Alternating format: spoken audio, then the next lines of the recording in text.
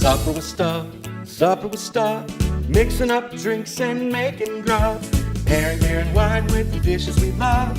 Come on in and see the spell of Supper with Stub.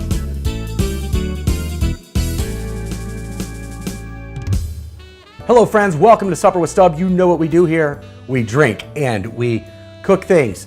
Today we're going to be making a pretty basic red pasta sauce, which is great for back to school, quick, easy, feeds a load of people all at one time. But as always, we start with a cocktail.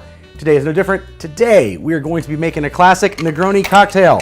Now to make a Negroni, we're going to fill a cocktail glass with ice. To that, we are going to add 1.5 ounces of gin. Today, I'm using the Imagination Gin from my friends at Malarkey Distilling here in Virginia. We're going to add an equal part of sweet vermouth. I like to add just a touch less, but this is about equal parts. And then another 1.5 ounces equal parts of Campari. Bam, remember, I believe, I've probably mentioned this before. When do I stir a cocktail? When do I shake a cocktail? Generally, you shake it if there's juice involved.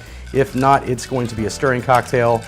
Now, you could, I guess, do this in ice, in a beaker, and then put it in the glass.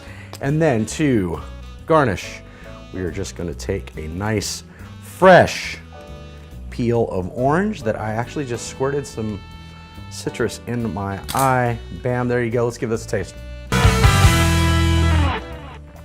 Oh, well, I love this cocktail. It's got a little spice, it's got a little kick, but a little sweetness to it as well. Really well-balanced cocktail. Great for an aperitif before or after dinner. Okay, as I said today, we are going to be making a pretty simple red pasta sauce. So this is a basic recipe. It's probably something similar that most of you have made before. It's way better than using the jar. It's way better than using the starter packs. Fresh ingredients. So what we're gonna do, in a little Dutch oven, in a large pot, we're gonna go ahead and heat up some olive oil here. And to that, we're gonna add our onions and just let those start simmering off here. Now, I'm using canned tomatoes today. This is tomato season, so there's fresh tomatoes available out there. If you wanna use fresh tomatoes, you're gonna use, instead of the canned tomatoes I'm telling you today, about 15 tomatoes. And to peel those, what you're gonna do is basically score them just a little bit, drop them in some boiling water, immediately put them in an ice bath. Those skins are gonna come right off, and then you throw them in a food processor and crush just a little bit and use those instead of the ones we have here. All right, so once my onions start to simmer and sizzle just a little bit, we're gonna go ahead and add the green peppers in there as well and get these cooked off. And we're gonna cook these till the onions are, translucent. You see today I'm using red onions. If you notice that, you can use pretty much any onion you would like. Yellow onion's fine, a nice all-purpose onion. I wouldn't use a Vidalia onion specifically, but you can pretty much use whatever type of onion you'd like. Once again, I just like the way the red onion comes out. Nice middle-of-the-road onion there. All right, you can see our onions are getting a little translucent. Now we're gonna go ahead and add our garlic. Remember, we put garlic in. You never wanna cook that for more than about a minute before we add other ingredients, because we don't want it to scorch and burn. All right, I'm getting some nice aromatic from the garlic here. Now we're gonna go ahead and add our tomatoes. So today I'm using 3 cans of 28-ounce cans of crushed tomatoes. Just organic store brand tomatoes here. Once again, you can use fresh if you'd like, or whatever you prefer. There's plenty that have some Italian seasonings in there. If you want to use those, that's great as well. So I'm using 3 of the large cans, and then because it is just the ribeye, I'm using just 1 of the smaller cans here as well, which is 14 ounces. Now we've dumped that in. We haven't reduced our heat.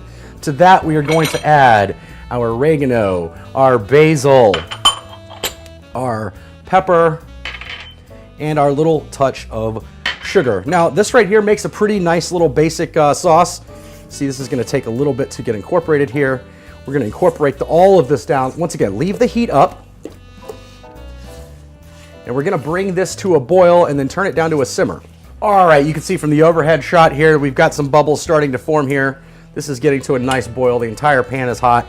We're basically gonna turn this down as low as it will go and let it simmer for at least 3 hours. Okay, now if you don't have 3 hours for your pasta sauce, what I recommend doing is let the kids do this after dinner while you're cleaning up the night before. Go ahead and get to this point and boil it. cool it off just a little bit, put it in the fridge, and then throw it in the crock pot on a super low setting to sit all day the following day. Bam, you get home and your sauce is ready for work. Now, I always put meat in my sauce here, so we're gonna go ahead and switch this out. And what I have here is just the standard meatball mix you can get at your grocery store. It's veal, pork, and beef as well. I've seasoned it just with a little garlic powder and a little bit of just the overall Italian seasoning, dry seasoning you can get at the store. I'm gonna brown this off, drain it, and then throw it into the pasta to simmer with the pasta. All right, as you can see, my meat here is brown and ready to go. I've drained it and thrown it back in the pan just to get a little more crumbled up so we don't have too large of pieces in there. And then I'm just going to add that to our pot of sauce here. And we're gonna swap this back over onto a burner on low, incorporate all of that in. Then once again, let this simmer for about 3 hours. All right, our sauce has been going for a little over 3 hours now. Simmering slowly, I've been stirring occasionally. It's time to go ahead and put our pasta in before we make what will be the salad for this meal. Do I need to tell you how to boil pasta? I don't. Boil water, put in pasta, wait 8 to 10 minutes, done. All right, so in the meantime, what salad are we gonna have with this meal? Well, normally it'd be a Caesar salad or some green salad, but I really love caprese, and like I said earlier, we have these beautiful fresh tomatoes right now. So here we go. Caprese salad, it's just this simple. A tomato, a slice of the mozzarella cheese. Let's crack a little pepper over that. And then on top of that, we've got basil fresh from our herb garden, which the rib has really been tending to this year well. And then we drizzle that entire thing with olive oil. Voila. That simple. Now, a lot of people put balsamic on here, maybe add some other ingredients. This is as simple as it gets. If you want balsamic, add that. I don't suggest adding anything else. We're gonna wait for our pasta to boil, and I'll be back with the entire meal, and we'll do our wine and beer pairings. All right, our meal is complete. You can see our spaghetti and sauce both still steaming. Let's go ahead and serve us some up. Now, I'm serving this in a smaller bowl, and why is that? Because I always have a tendency to serve myself too much spaghetti. So keep it in a smaller bowl, and I'd rather go back for seconds than force myself to eat the plate that I did to be a member of the Clean Plate Club and feel terrible the rest of the evening after this delicious meal. All right, you can see here our sauce is nice and thick. So we're just gonna spoon a little helping over top of here. Got some tomatoes. We got our meat crushed up in there pretty well. Look at that deliciousness right there. Then over top of that, we'll add just a little bit of the Parmesan cheese. And voila, there's our pasta. There's our caprese salad. Look at that lovely meal. All right, so let's give each of these a taste here.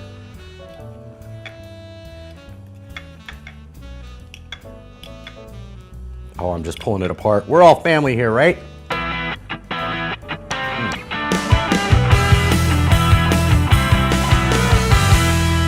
This is one of my favorite summertime treats. It really, really is.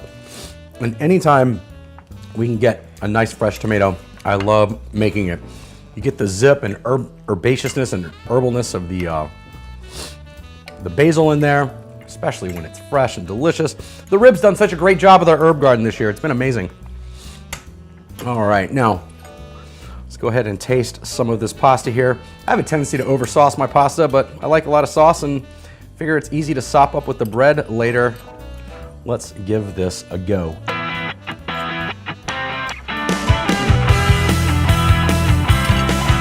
Even with the canned tomatoes, you get the zip of the tomatoes, you get the acid of the tomatoes. Once again, a nice little kind of starter spaghetti sauce for you to make at home. And once again, make it the night before and then throw it in the crock pot for the next day when you have a delicious meal waiting for you. All right, so what wine do we pair with this? It's definitely an Italian wine. A lot of times I would say just go with the Sangiovese of some type of Chianti Classico. But today we're trying with this, the Nero di Avola. So this particular Nero di Avola is from Eastern Sicily, which is where the grape originated. It's the grape on Sicily, or the red grape at least. So Nero di Avola means black grape of Avola, quite simply. And you can see the super dark color of this wine. On the nose, I get a lot of dark berry notes. Wow, really. Oh, So this wine is characterized, it's usually very fruity, and it can range from pruny to a little more juicier fruits on there. This wine is often described also as winey, like tasting like wine, and this wine doesn't disappoint. There's a little spice on there, not super, acid is fairly high, but not the most acidic wine you're ever gonna have. So let's go ahead and try that with our Caprese Salad.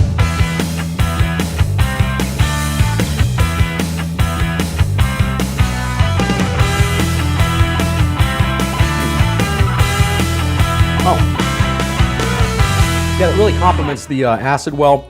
The fruit in there complements the fruit flavor of the tomato. Quite delicious. Let's try this with our spaghetti.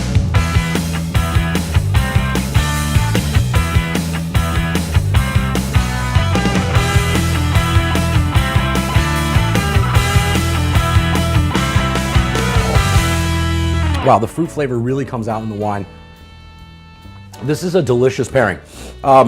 Once again, I would generally do something a little more acidic with, this has pretty decent tannins on it, but it's definitely holding up well, especially with the freshness of these tomatoes and not that maybe little less fresh that you're gonna get if you use the canned or jarred sauce from the grocery here. All right, not everyone is a wine drinker. I know this, that's why we do a beer pairing as well. Now this one I had a little harder time coming up with something, and quite honestly, I hope I got it right. So I was trying to think to myself, what kind of beer would you do with this pasta? You're gonna get zip, you're gonna get acid from the tomatoes, definitely. You're gonna get a little bit of sweetness, you're gonna get some tanginess. What's gonna hold up well to that? Well, my initial thought, as it always is an IPA. But I didn't feel like that was right. I wanted something a little darker, a little maltier, maybe a little sweeter on the palate. Enter American Amber Ale.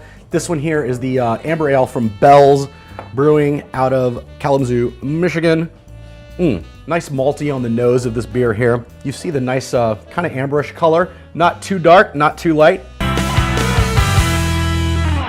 Oh, delicious beer. To me, this is one of the best beers Bell's does, and they do plenty of amazing beers, but to me, this is one of my absolute favorites. Let's try it with our Caprese.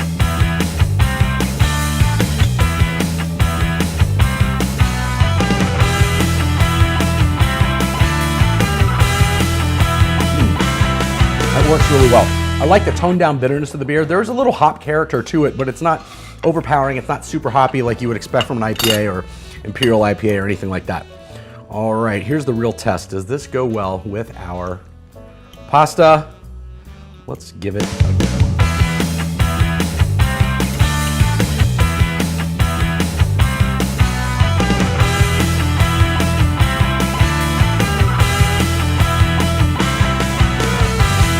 I'll be damned. That's a pretty decent beer pairing for this meal. I really love it. The malt character plays well with the acidity on the tomatoes and the brightness of the fruit there in the pasta sauce.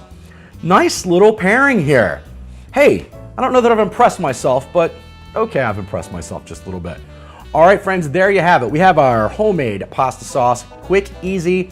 Once again, can have it boiled and ready to chill and throw on the next day for an extended period of time in the crock pot in about a half hour or less even, and that probably includes cutting your vegetables.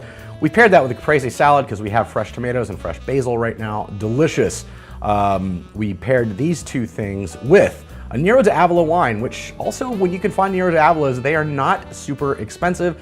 You can usually find one for $20 or less, and they're always, at least the ones I've experienced, always gonna be quality because of the fruit on them. And of course, we have the Bell's Amber Ale from Bell's Brewing. And of course, we started with an Italian cocktail, the classic Negroni. All right, friends, thanks for joining me once again. Next week is the last episode of the season, and I'm gonna take a little hiatus for Supper with Stub so I can work on some other things, maybe even travel a little bit more. We're still working on that. So thanks for joining me, and until next time, stop coveting, stop drinking, and remember, there's always a seat at the table for you for Supper with Stub. Cheers.